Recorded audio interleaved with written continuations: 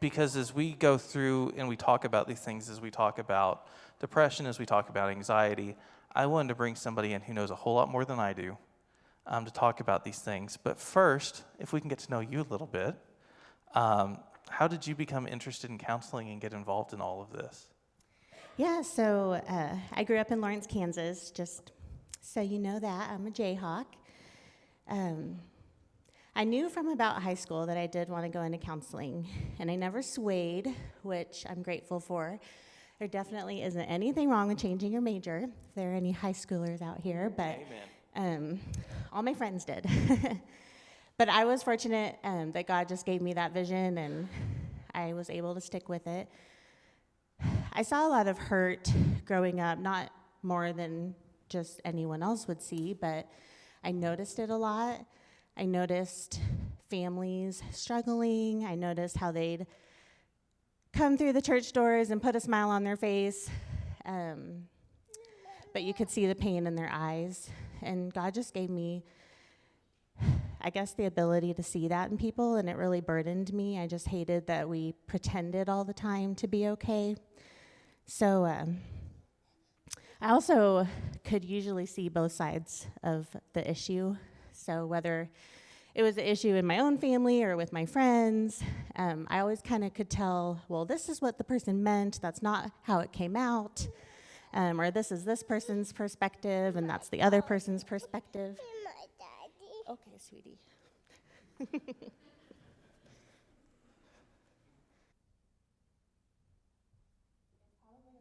To be up here.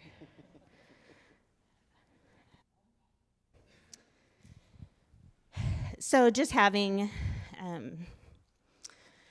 those experiences of seeing conflict and thinking that I could know how to help, if we could just communicate better, if we could just acknowledge each other's pain, maybe it would be a little bit easier. So that's kind of how I felt God leading me into counseling, and I've loved it. So how long have you been in Canadian with this? And then did you have experience before you came to Canadian? I did. So I did my undergrad at KU, and then I moved out to Colorado for grad school. Went to grad school at Colorado Christian, and I graduated in 2010, and then I worked in the private practice setting and also in the hospital setting. So I worked on inpatient psychiatric units for children, adults, and geriatrics, and I did that until I moved here to marry Ben in 2013. So I've been here about 6 years now, just this summer. Awesome. So besides being licensed by the state as a regular counselor, you're also a Christian counselor. Mm-hmm. Can you explain the difference between the two and how the approaches are different between the two? Sure, yeah. I guess they don't really feel different to me, but I just meld them together. So my first response that I usually say is, well, I'm a Christian and I'm a counselor. So there's just no getting away from my Christian faith. That's going to be the perspective that I always come from when I'm working with people, whether I use that language or not. If faith isn't a part of my client's life, then I'm not going to use language that they wouldn't understand or that would make them feel uncomfortable. But anytime faith is a part of my client's life, then we just dive in, right? And it's always my foundation that I come from. So now to get a little bit into the harder things. So when does someone actually need to go to counseling?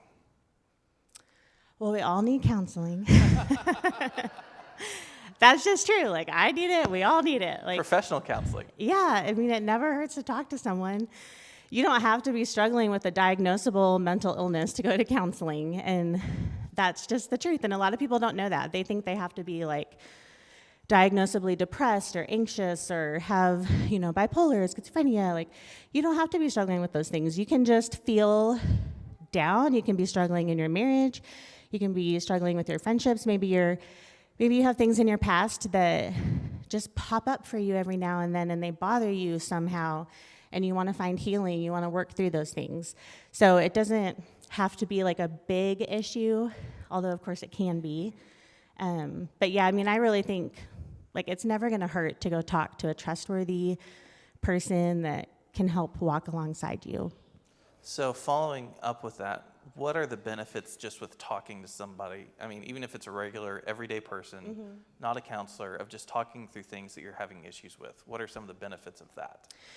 Yes, and I'm glad you said that, because even just talking to a friend, someone that loves you, a safe person, someone that loves you, cares about you, has your best interest in mind, can be so good for our hearts.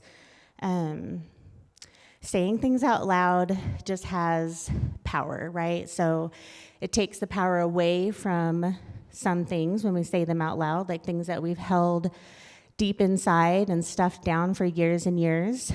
Satan uses that to just cause turmoil in us. He doesn't want us to say things out loud to find healing. So we also gain a different perspective when we say things out loud. I'm sure you've experienced oh, now that I say it, it sounds different, when you're talking to a friend. So that's how talk therapy can help, because you're just talking about it with someone you're working through. Coming to counseling isn't about the counselor doling out advice. That's confusing. I think some people think okay, well, I'll just go and I'll tell Anna and she'll tell me exactly what to do.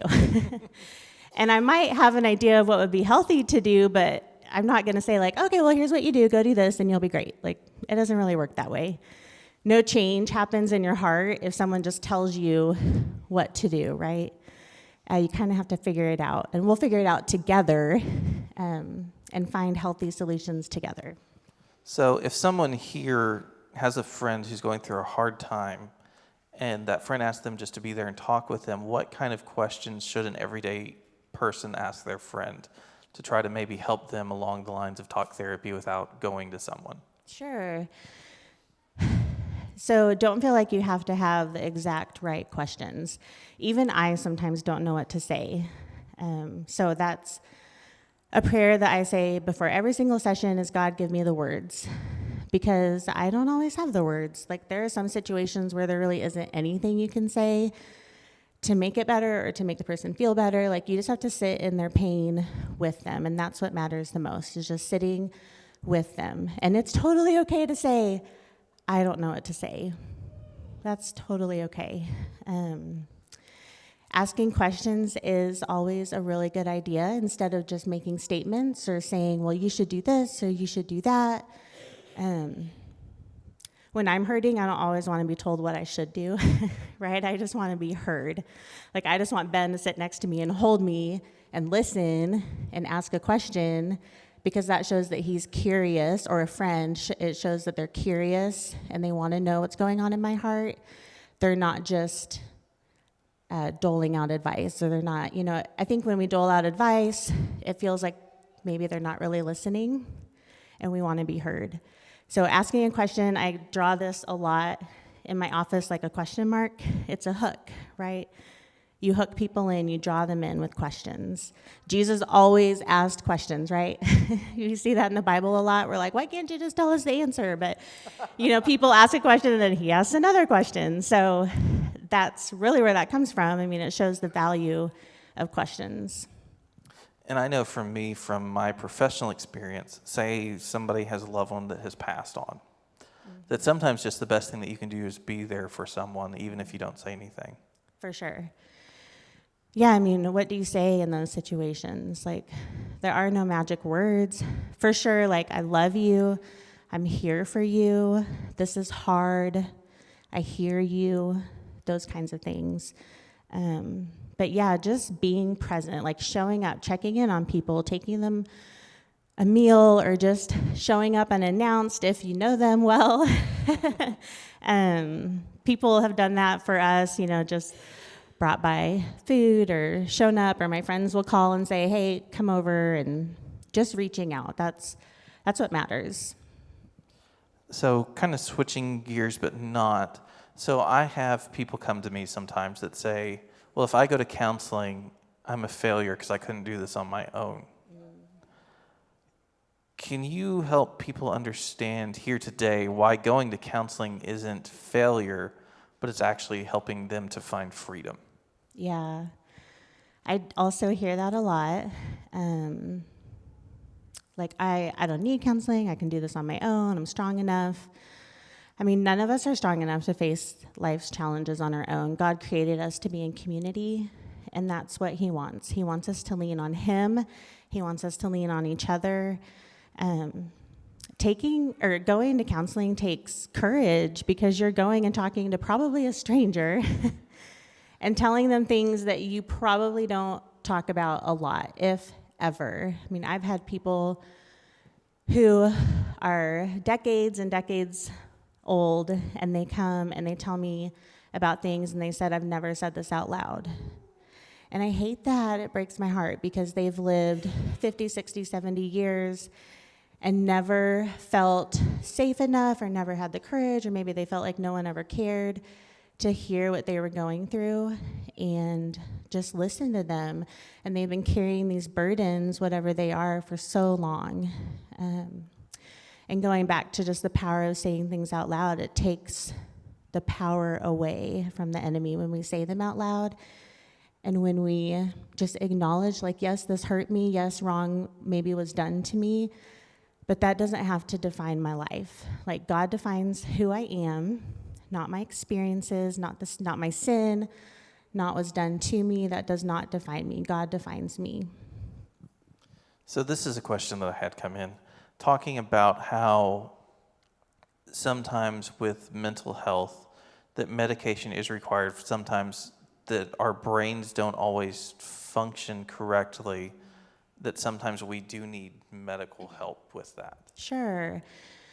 So our bodies are all connected. It's all one, right? Brain, heart, soul, body.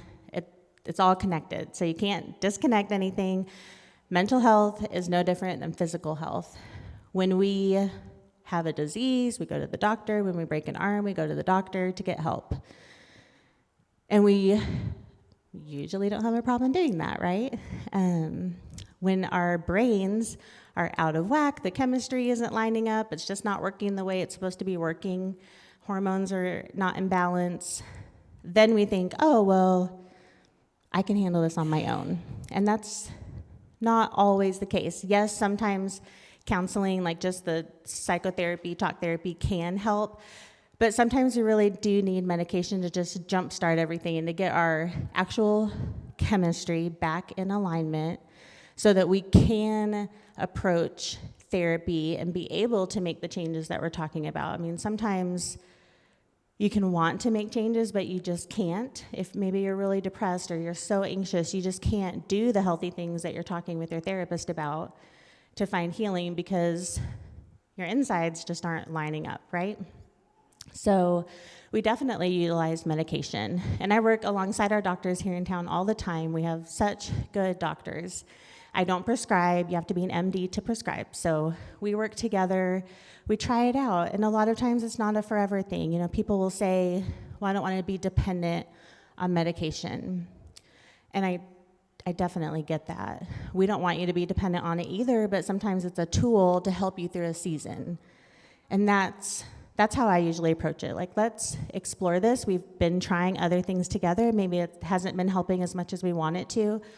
So let's use this other tool to help us get through this season and see where we're at in 3, 6, 9 months, 12 months, and then go from there.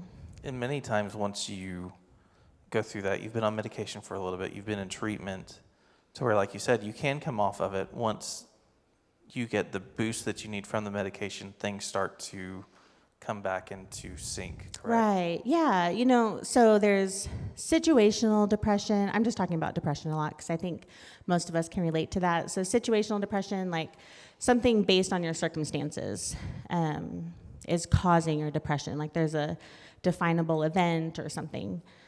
And then there's depression that's just more biological. Maybe it runs in your family and you're more susceptible to it. So those are the situations where maybe medication is going to be a tool that you use longer term. With situational depression, it is usually short term, whatever that looks like. That's not like a definable amount of time, but yeah, we definitely oftentimes can wean off of it with your doctor. And by then, like, everything's back in balance on the inside, right? Like your actual hormones and chemistry, things are firing in your brain the way that they're supposed to be firing. So then you're able to implement the behavioral and mental and emotional skills that we've been working on together to keep going in a forward direction. So I hope that makes sense. Yes. So a couple of things. These are from some parents of teenagers. Oh boy, okay. Yippee! So one of the big ones that I got was, how can a parent help their child through body issues Yeah. and self-esteem? Because that leads to so many other things. For sure. So actually just got the best refresher ever by a guest speaker that we had come to town a week or two ago with Next Talk that the hospital and I joined together to bring in. And she talked all about open communication and the importance of it. So I love that. It's like fresh in my mind right now, just how much we need to be talking. That really is, I believe, the key, like talking openly about things that maybe we didn't talk openly about when we were kids, but we have to talk openly about them with our children, especially in society today, which, I mean, I know I don't have to go into all of that, but social media, like there's so much information that our kids have access to. They can compare themselves to people all the way across the world that have been modified by computers, and it's just a mess. So talking to them about what's true. So I like to say truth with a capital T, which means what God says about me, because that's unchanging. We can stand on that. It's always true. So that's what I want to instill in our daughters, or that we want to, like, well, what's true about you? What does God say? Because that's actually what matters. Doesn't matter what other people say. What other people say is hurtful, so let's talk about that too. How are we going to respond? And how are we going to handle those kinds of situations? But we want our children to know truth, like what they can stand on, that they don't have to rely on their peers for truth, and they don't have to rely on their peers to form their identity, that they can form their identity in Christ. So I don't want that to sound really vague or like overly spiritual. You can bring that down to a very practical level, instilling in them like Bible verses, just speaking over them words that maybe you know are going to speak to their heart. I mean, of course, like you're beautiful, you're strong, you're handsome, Christ is in you. All of those types of things. If we're speaking that over our children, that sinks into their hearts, right? And it really does. I mean, how many of you, don't raise your hands, but how many of us remember something that was said to us maybe just one time and it stuck with us? And maybe it was something negative, right? And then it shaped us. Or maybe negative things were spoken over you a lot while you were growing up. And they stick with us. They form how we think about ourselves. And if we don't have anything to counteract those words, then we're just kind of lost. So the importance of speaking truth and uplifting each other, and especially our children, it really holds a lot of weight. Finding resources, so reaching out to friends. Man, like parenting, I mean, obviously we don't have teenagers yet, but I work with families all the time. Parenting can just feel isolating if we're not talking to our friends about what we're going through. So I'm always talking to our friends, like my girlfriends, like, is this normal? Like, what do I do? Because a lot of my friends' kids are older, and so they can say, like, yes, this is completely normal. Or no, go talk to somebody. But reaching out, like, don't isolate yourself. Talk to your friends, talk to older people that are older than you, a few steps ahead of you in life, that have been through it. I haven't met anyone that has turned me down when I've wanted to talk about something like that. We love sharing our experiences. We love helping other people that are a few steps behind us, right? And just encouraging them, acknowledging that it's okay to go through this. We went through something similar, and maybe just hearing how they handled it, or maybe learning from their mistakes. Also, sharing our own mistakes is important, what we wish we would have done differently. So body image is huge. Limiting social media access. I mean, sometimes that's really important to set those boundaries, really, really important. And with that, there's something about a dad telling that his daughter is beautiful, correct? Oh, yeah. Yes. I probably don't have to tell all of you, but it's natural for us to create our thoughts about God based on an earthly father figure, right? Like that's just kind of natural. We just kind of do that. And it doesn't mean it's right to do that, but we just do. So if a father in your life, if you as fathers can instill truth in your children and love them through hard times, love them through the mistakes that they make, teach them right from wrong, but love always, like always love, love, love. Be gentle, be kind, speak kindly, speak gently, softly, eye-to-eye communication. Those things make a huge difference. And I know I grew up hearing like quality time matters more than quantity. And I mean, I'm sure that's true, but quantity also matters.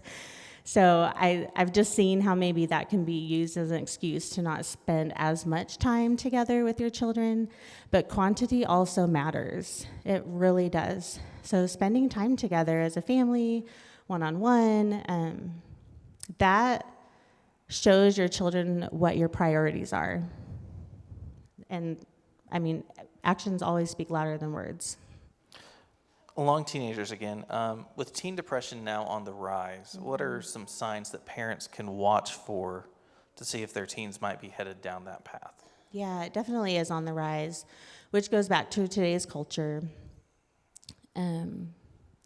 So signs are going to be isolating, going to their rooms, shutting the door, not coming out and talking to anybody, a depressed countenance, not talking, just zoning into their cell phones, video games. If you don't know what's going on in your child's life, if they're just trying to hide it, it's not, maybe they're like really trying to hide it from you. You could be trying everything you know how to do, and they're just secretive. They don't want you to know. Cutting, of course, is a sign of depression. Talking about, some more serious ones are going to be talking about death, saying things like, I just can't do this anymore. With depression sometimes comes along suicidal thoughts, and we see a rise in that absolutely now. Suicidal thoughts, suicide attempts, a rise in suicide itself. So you have to be aware of what those things look like too. There's a lot. I guess my mind is kind of swirling because there's so much around that topic, and I know we don't have to get into every detail, but if you see your child hurting, like we know when our children are hurting, right? They're part of you. You know when they're hurting. So don't brush over it. Just don't brush over it. Keep reaching out. Maybe they don't want to go to a counselor, and that can be scary. So get someone else, another trusted adult that you completely 100% trust, that shares your values. Ask them to come alongside your child. Sometimes that can help. Children oftentimes don't want to open up to their parents for whatever reason. They don't feel safe, or maybe they just don't want to worry their mom and dad. They want to protect you. So having another adult come alongside your child can be amazing. So a youth pastor or a friend, just anybody that you trust, ask them to take your child out to eat or spend some time with them, and just try to hear their hearts. I love that model and that idea. It just goes back to community, right? Like we don't want to parent in isolation, and we really shouldn't parent in isolation because it really, really does take a village. So follow-up question with that, what should a parent of a teenager do if their child actually does come to them and say, hey, I've had a suicidal thought? Mm-hmm. What should be their first steps? Yeah, so hug your child. Yeah, very first thing. You will be freaking out on the inside, but try not to freak out on the outside, okay? Because then they're going to be like, oh, maybe I shouldn't have said anything. Like now they're going to freak out and tell everybody, that'll just induce fear and panic in everybody. So freak out on the inside, but don't freak out on the outside. Like really try. Hug them, tell them that you heard them, that they're safe, that you're so glad that they told you, that they did the right thing, and that took courage, and acknowledge that courage. that really took courage, for sure.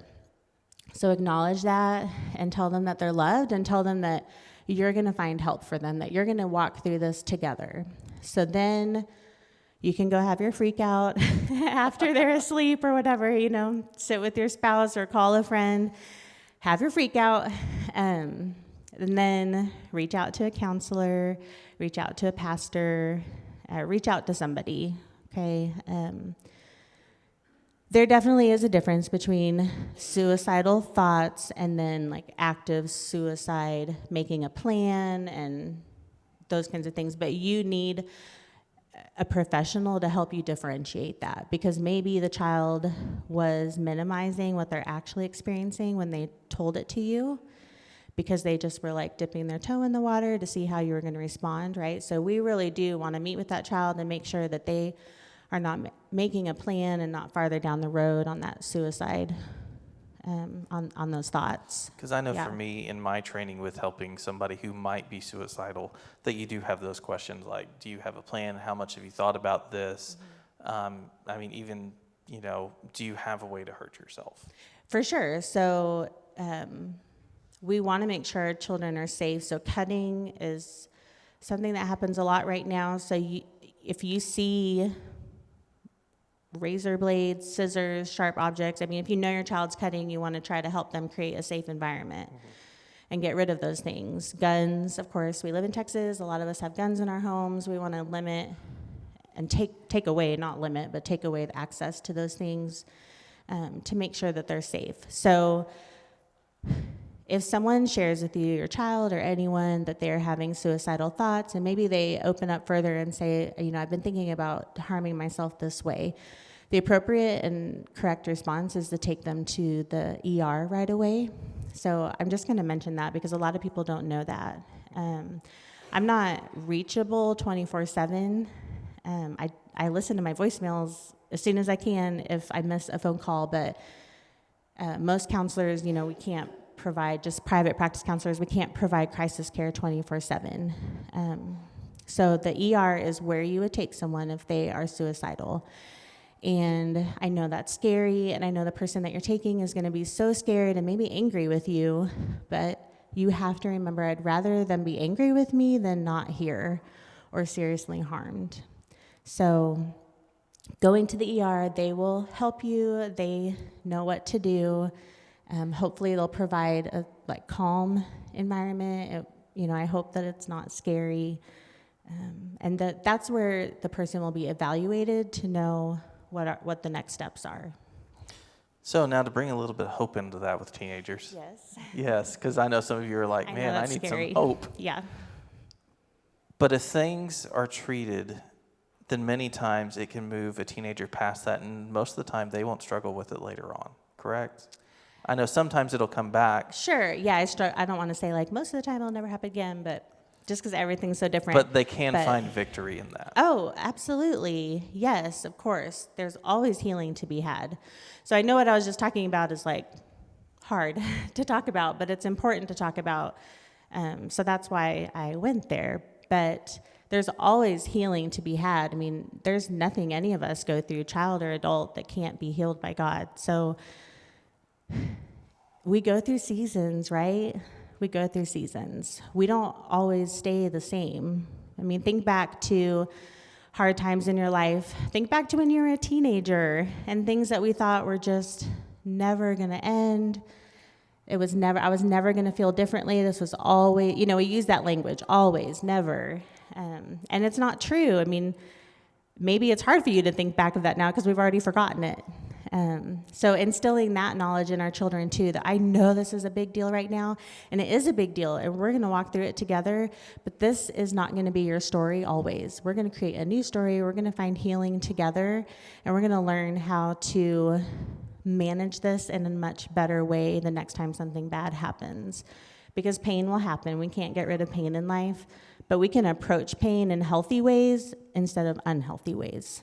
Does that make sense? So we can't avoid pain, but we can certainly live in peace through our pain. And that's a huge goal in my work with people, is how do we approach painful situations and relationships with peace? And that's kind of where the name of your practice came from, correct? Hope Awakened? Yeah, for sure. Hope is a huge part of mental health. Hopelessness is a severe indicator of suicide. So if someone shares that they're just hopeless, that is a big red flag for me, and it should be for everybody, because that indicates that they're far down that spectrum or down that road. So providing hope for people, I'm not giving them hope, Christ is giving them hope, but I am showing them, like, this is what God has for you. You don't have to stay in this situation. Let's find hope. Let's find it together. Let's cling to it. Let's find the good. Let's find the peace, because it's there. It's always there. But when you're in the midst of it, you can't see it. You can't see it. And that's why you have to say it out loud, why you have to reach out. So yeah, Hope Awakened. I want people to have that hope awakened within their hearts, that there is always hope. And we do go through seasons where we feel hopeless, but we have to remember up here, right? We can't follow our feelings. They're not reliable. We have to have that head knowledge that, okay, even though I feel this way, and I am feeling this way, it's valid, but that's not the truth. The truth is there's hope, there's peace. God's got this. I can lean into him. I have people around me that I can lean into, and I'm going to utilize that. So the last question that I have, most people in America suffer with some form of anxiety. I know we call it sometimes we're antsy about things. Yeah. What are just some practical things that people who are anxious about something can do to try to not be as anxious? Yeah. We do struggle. I struggle with anxiety sometimes, like talking to people. So I'll just tell you, this morning I kept reminding myself of truth. Like, Anna, you know this. Like, what we're talking about is what you talk about every day. So don't be anxious. Like, God's going to give you the words. I mean, so a little pep talk for sure helps. Always going back to truth. Breathing. Talking to a friend about it. Don't isolate yourself. Don't stuff it way down deep inside and just not talk to anybody about it. Tell someone about it. Takes the power away, right? So we spiral. I mean, when we keep things inside, we just spiral. We don't want to do that. So say it out loud. It'll help you to stop spiraling. Write it down. Journaling is an awesome way to relieve some anxiety. It doesn't have to look pretty. It doesn't have to be perfect. You can write a list of words. You can draw pictures. You can scribble. You can tear it up and throw it away afterwards. You don't have to reread it. It simply serves as an outlet, right? Get it out of your head so you can create room for something healthy. Get it out of your head. So those are some simple tools. Speaking it, writing it down. Take a deep breath. Listen to music, go for a walk. I mean, these just healthy coping skills, okay? So if you don't know what your healthy coping skills are, let's figure that out. Healthy coping skills don't hurt you. They don't hurt anybody else. That's how you know if it's healthy or unhealthy. Healthy coping skills don't hurt you, and they don't hurt anybody else. So there are thousands of healthy coping skills. Find what works for you. Something that makes you feel relaxed, or things that you enjoy and that make you have fun, that make you laugh, that make you calm your nervous energy. Any of those things are going to be healthy coping skills. So do one of those when you're feeling anxious. I know if I talk to my husband or a friend and just start talking through it, it really pretty quickly relieves my worries. So that's just what I have to do. And I don't always feel like talking about it as soon as I know that I should. But I really try to overcome that, because I'd rather overcome that and then feel better by the end of that day than hold it inside for a week and be struggling that whole week. I just know that from experience. So try to overcome those feelings that keep you from doing the healthy thing. So kind of to sum everything up, if we here are trying to be somebody's light, as we've been putting it the past couple of weeks, that one of the best things that we can do is be there for them, to talk to them, and just kind of show that we're a friend, correct? Yeah, absolutely. I think we overcomplicate it sometimes, right? we're nervous that we'll say the wrong thing, so we don't say anything at all, or we don't reach out at all. I've been there. Just simplify it a little bit. Simplify it. Like if you can just picture yourself going and being in their presence, that's going to mean the world to that person that's struggling. It really, really is. Just showing up. You don't have to talk at all. Take a book and just say, like, I'm just going to sit in your living room and I'm going to do my own thing. And you can do your own thing, but I'm here. So if you want to talk or if you want to come sit next to me, awesome. But I'm just going to be here. Or maybe you just do some work around their house, right? Do their laundry, do their dishes, just be there. Gosh, I mean, I think of like having a baby. Like, who doesn't want a friend to come over and just be there with you, because it's such a hard season and you just want someone's presence there. You're not even expecting them to say something miraculous or magical. Like, you just want to know that they're there. Same thing with grieving deaths, grieving any sort of loss or illness. Grief is grief. So being with people is really, I believe, the most important thing. That will lead to conversation in and of itself. It just will. And sometimes people are ready to talk soon, and sometimes they're not ready to talk for a long time. But keep checking back in, keep reaching out.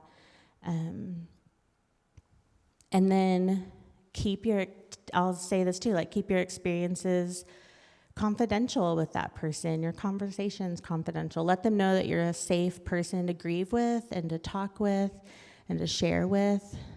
Be very trustworthy, and that will show how much you care.